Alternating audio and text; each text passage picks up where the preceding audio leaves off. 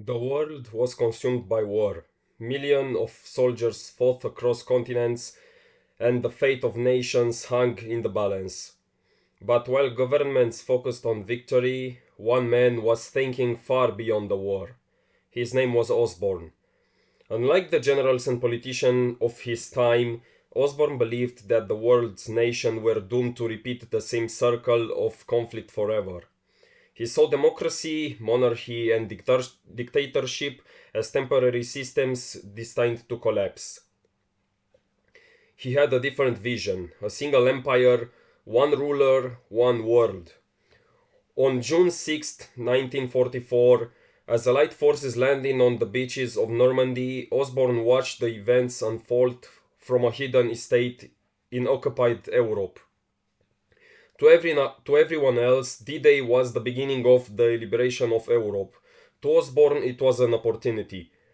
The old world is tearing itself apart, he told his closest followers, and from its ashes a new one will rise. Over the following months, he secretly recruited military officers, scientists, industrialists, and intelligence agents. Many dismissed him as a dreamer, but others were down to his ambition and vision. Late in 1944, Osborne gathered his most loyal supporters in a secluded underground chamber. At the center of the room stood a large black banner bearing the image of a scorpion. The men stared at it in silence.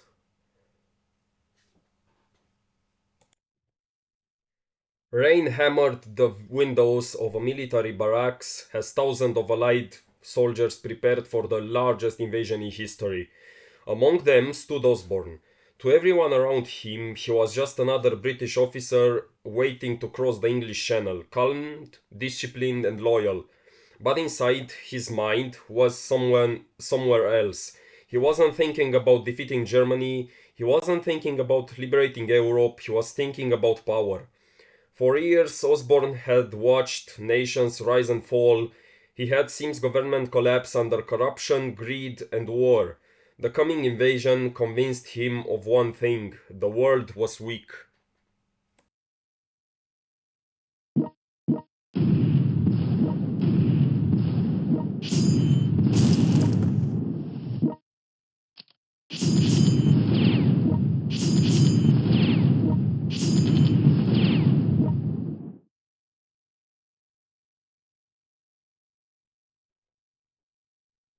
The sea was dark and restless. Hundreds of Allied ships cut through the waves as they headed toward the coast of Normandy. Battleships, destroyers, transport vessels, and landing craft stretches across the horizon as far as the eye could see. Aboard of one of the ships stood Marshal Osborne. The cold wind whipped across the deck as soldiers sat silently beside their equipment. Some prayed, others stared at photographs of their families, a few tried to joke, but fear hung in the air like a storm cloud. Everyone knew that awaited them on the other side. Many would never return.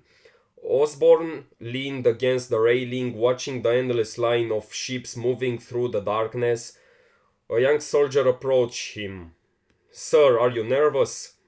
Osborne looked at the sea, a little. The soldier laughed nervously. "I've never been in a battle before." "Neither the most of the men here," Osborne replied.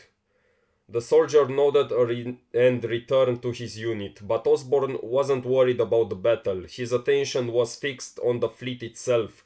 Thousands of ships, hundreds of thousands of men, entire nation working together toward a single objective. The scale of it it fascinated him. As dawn broke, a light landing craft approached the beaches of Normandy. The sea was filled with hundreds of ships, while battleships bombarded German defenses along the coast. Osborne landed with the British forces during the first wave of the invasion. The beaches were covered in smoke, explosions, and constant gunfire as Allied troops fought to secure a foothold in France. Despite heavy resistance, more and more soldiers poured ashore. By midday, the Allies had begun advancing inland, pushing German forces back from the coastline. Watching the operation unfold, Osborne was amazed by the scale of the invasion. Thousands of men, ships, and aircraft were working together under a single command. While others saw the beginning of Europe's liberation, Osborne saw something different, proof that enough power and organization could change the course of history. That day, on the beaches of Normandy, the first seeds of the future Scorpion Empire were planted. After the landing in Normandy with the British forces, Osborne entered battle aboard an experimental tank far ahead of his time. Its armor was stronger, its speed was greater, and its cannon was more powerful than anything most soldiers had ever seen. As the light troops pushed inland, Osborne's tanks smashed through German defenses, destroying bunkers and enemy positions with ease. Soldiers watched in awe. No one had seen such power on the battlefield before. By the end of the day, Osborne had become a legend among the troops, while the success of his tank convinced him that superior technology could one day conquer the world.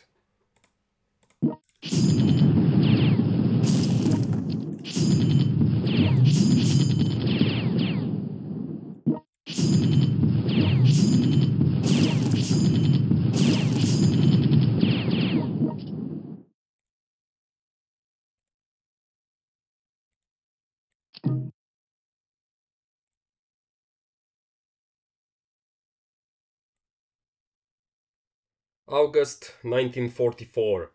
As the Allies advanced toward Paris, Osborne took the initiative and launched a daring attack against German forces defending the city. Leading from the front in his powerful tank, he broke through enemy lines and inspired nearby units to follow him. More and more soldiers joined his advance as his reputation grew across the battlefield. The attack helped open the road to Paris and turned Osborne into a respected war hero. For the first time, he realized that people would willingly follow a strong leader, a lesson that would later shape the future Scorpion Empire.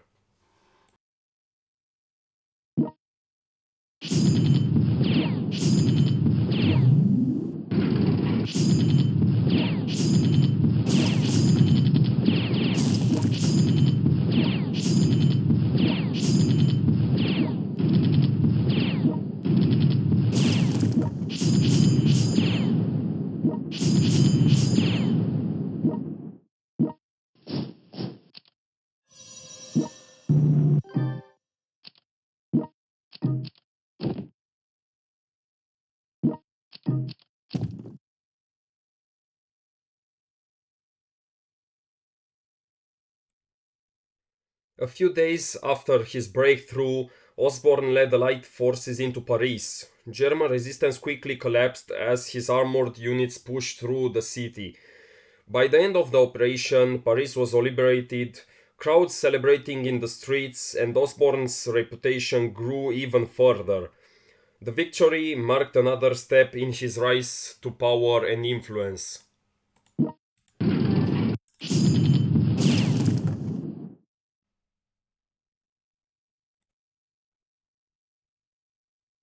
Days after the liberation of Paris, Osborne's fame has spread throughout the city. Stories of the mysterious officer and his unstoppable tank turned him into a legend among soldiers and civilians alike. Concerned by his growing influence, American military authorities attempted to place him under arrest, fearing that he was gathering too much power and loyalty. But when troops arrived and to detain him, hundreds of soldiers refused to cooperate. Many had fought beside Osborne and saw him as the hero. Faced with growing tension, the Americans backed down. For the first time, Osborne realized that his influence could rival that of entire governments.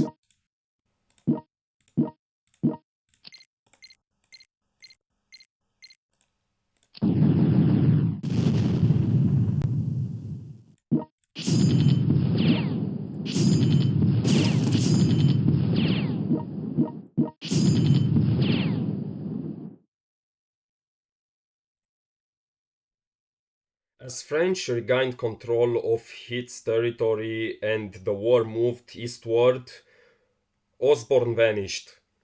Alongside a small group of his most loyal followers, he retreated deep into the Alps. There, hidden among the mountains, they established secret bases far from the eyes of the governments and armies.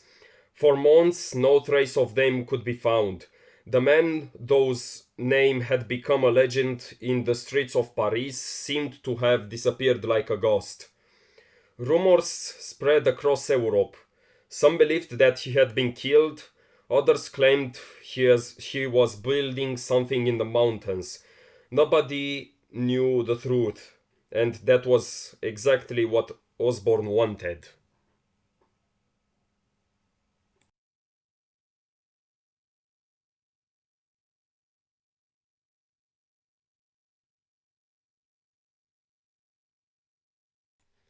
So, guys, this was the chapter 3 from the World Conqueror for the movie. If you enjoy this kind of content, like, share, and subscribe. And yeah, let me know what you think about this episode in the comments. Have a nice day. Bye bye.